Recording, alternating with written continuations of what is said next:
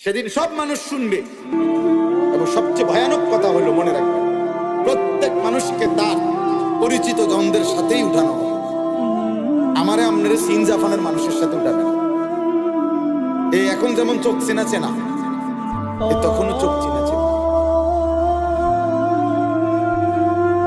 এলোমেলো উঠাবে না।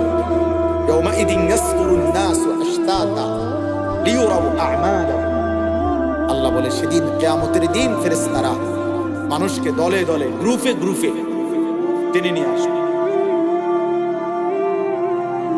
গ্রুপ গ্রুপ করে। অতএব এই মানুষগুলো শুনবে, সেদিন সবাই দেখবে, শুনবে, আল্লাহর সামনে বলবে না আল্লাহ আমার এই টাকাটা সুদের, আমার এই টাকাটা বাটপারি, আমার এই টাকাটা ওই আমার ওই লোকটার ঠকাইয়া।